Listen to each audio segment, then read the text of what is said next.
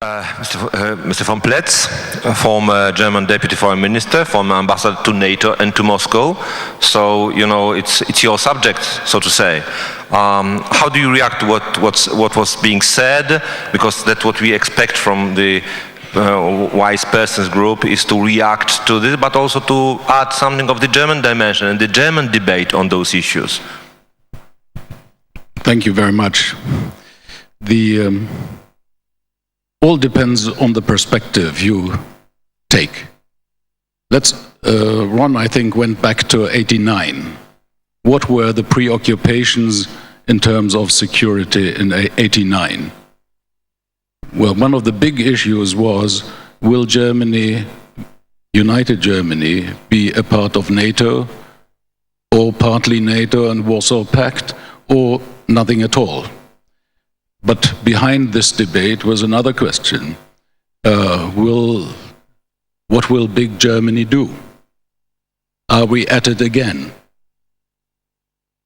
This was one question. Another question was, how will the newly sovereign Central European states relate to their borders, which have changed in the recent years, and people remembered it, and what will they do about minority issues which have arisen because of changing borders?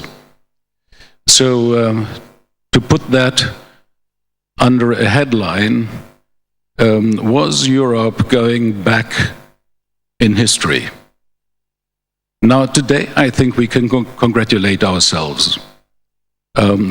We have never been more stable, thanks to two organizations. One is NATO and the other one is the European Union. The transfer of stability through and from both organizations should in reality make everybody very happy and very reassured. So why is this uncertainty about the present state so adamant? I think it has to do with the fact that a military strategist by profession has to look at worst-case scenarios. It is necessary, it is unavoidable, but then again the issue of perspective has to come in.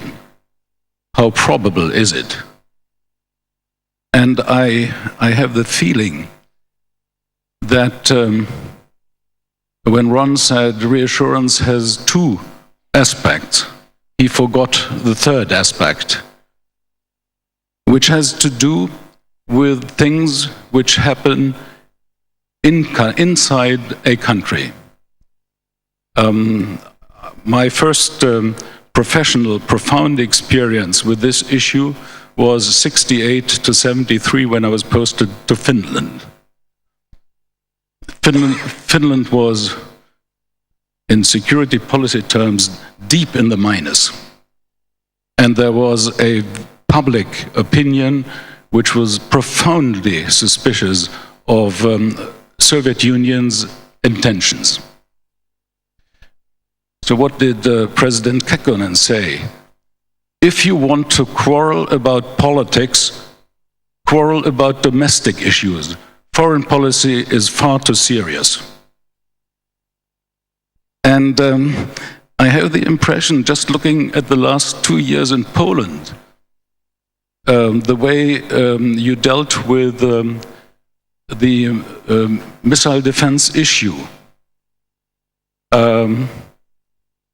totally forgot about the European dimension of security and stability, and looked at a worst-case scenario.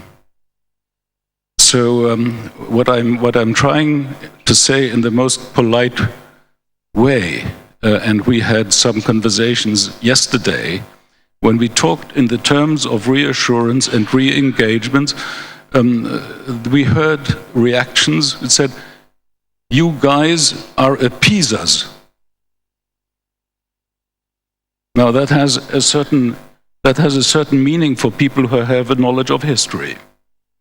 So what I hope I haven't been impolite in saying that reassurance is also a responsibility of the political class and the leadership in the countries who are asking for it.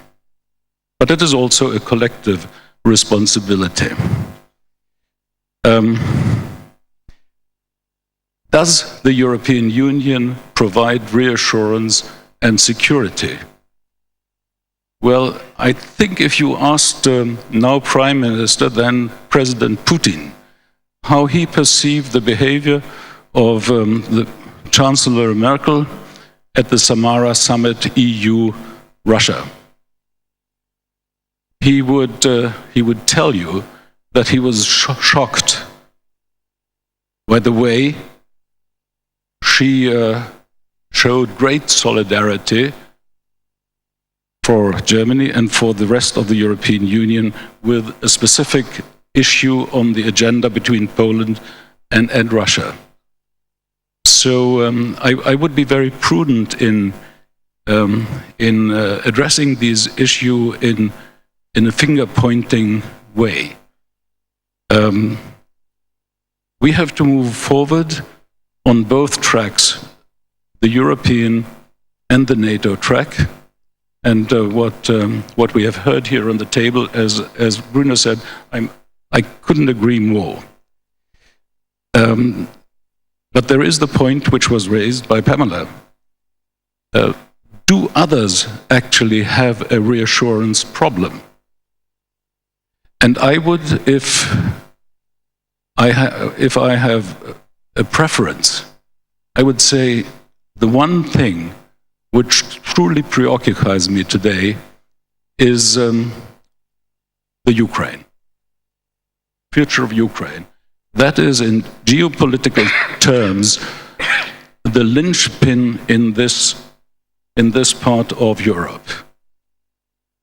And I remember a conversation I had some years ago, before they joined NATO, with President Berry from Estonia. And at 4 o'clock in the morning, I said, Mr. President, would you agree with the statement, as long as the Ukraine is independent, the Estonians can sleep in peace? And he said, I agree, but you are not doing anything about Ukraine.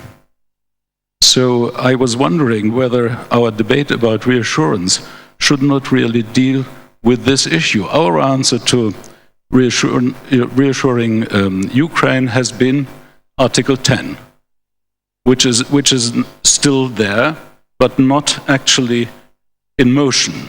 So there may be, in the time frame of 10 years, the need to address the issue. And it might be that this is also a very promising and necessary subject for the Russia-NATO Council to deal with these really and I think quite important questions. So, friends, I don't share at all the basic pessimism which is here. We have an opportunity now. Russia, whether rightly or wrongly, thinks NATO is far superior in military terms. It is engaged in battling with very serious problems in society, modernizing the country, modernizing the economy, becoming competitive and all that. And there is a lot of room for very fruitful cooperation, reassuring each other and building faith. So, to close, whenever the issue of Russia arose in NATO's history, there were always two groups of people. One group who said, don't sell out the family silver, this is a dangerous country. And there were the others who said, let's try at least. And I think so far, history says, congratulations, we have been successful. So let's have faith in our own principles.